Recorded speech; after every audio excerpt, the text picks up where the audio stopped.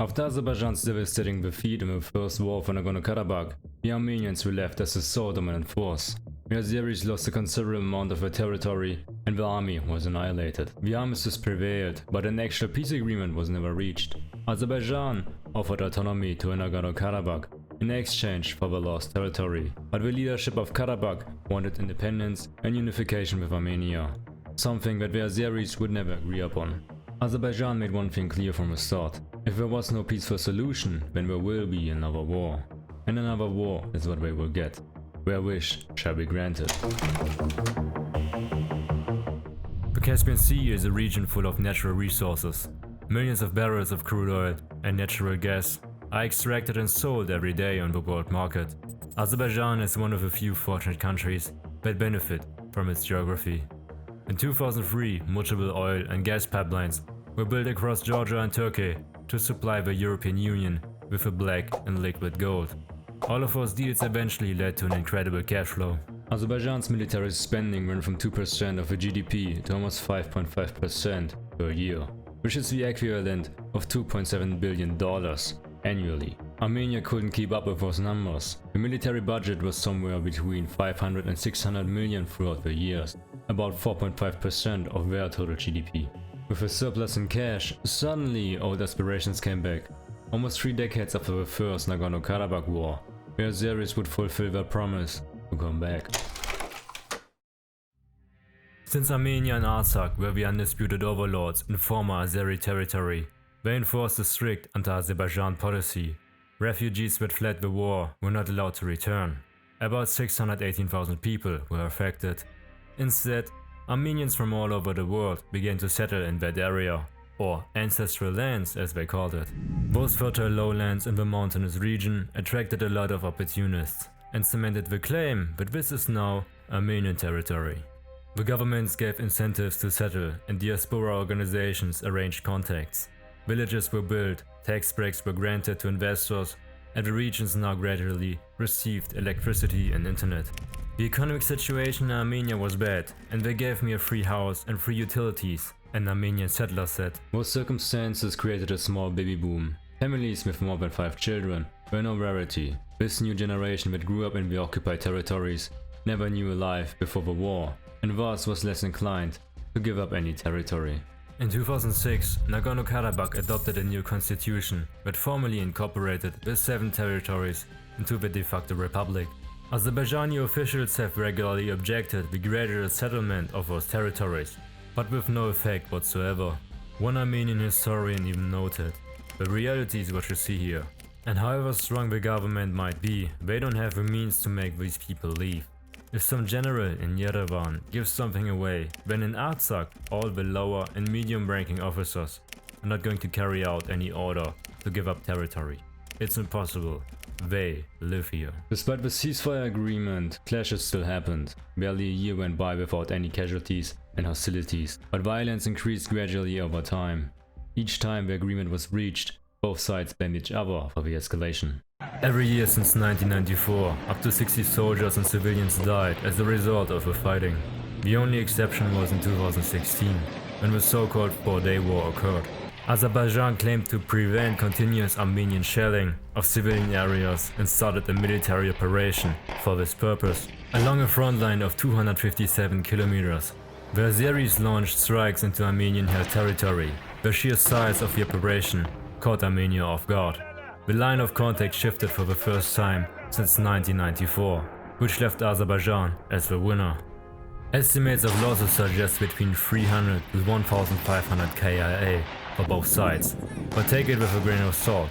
Armenia claimed to have destroyed 35 tanks and armored vehicles, while losing 33 on their side.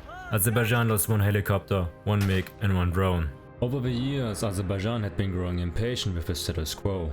In 2015 alone, Baku spent more than $3 billion on its military, more than Armenia's entire national budget.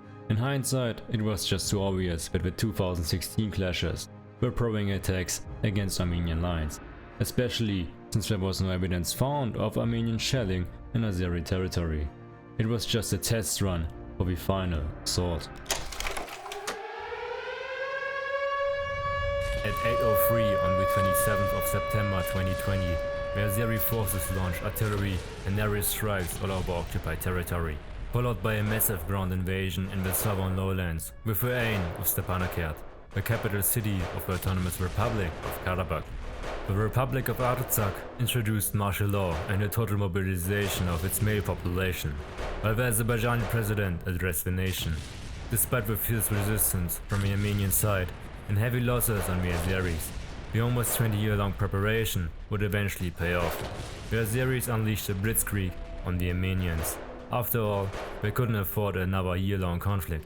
The survival of the whole nation was depending on the outcome of this conflict, and the determination showed one by one. The Azeris would steamroll over the still shattered and unorganized resistance. On October the 7th, Jabrayil district fell, Fuzuli on the 15th, and Azeri forces also entered the Khojavend district, where the ground forces took district after district. The artilleries and long-range missiles fired more or less indiscriminately into hostile territory.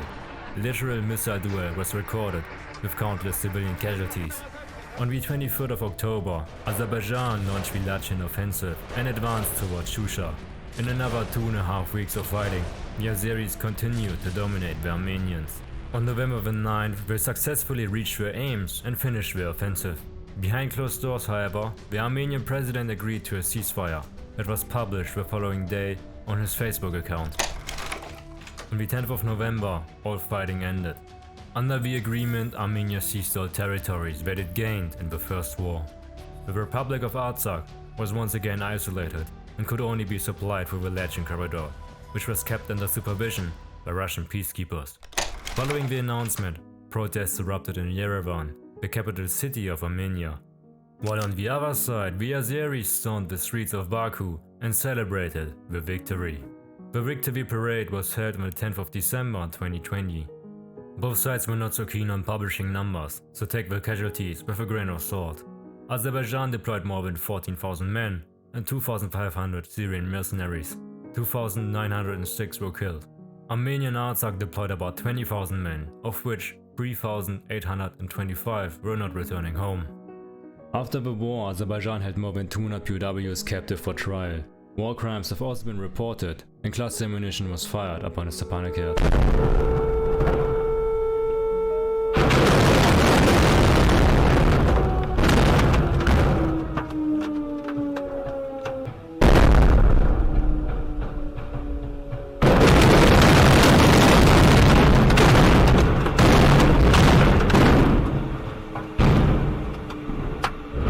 In case you didn't know, they really hate each other.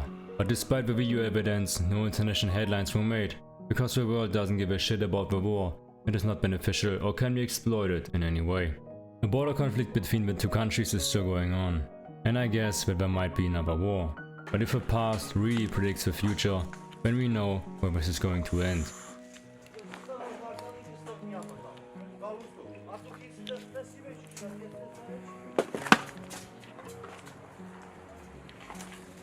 Alright guys, these were the most basic things to know about the whole Nagorno-Karabakh story. As always, let me know if you want to add something, or did I maybe forget something important? Then definitely write it in the comments below. Leave a like and a sub if you think that I've earned it, and maybe I'm gonna see you next time. Have a good day.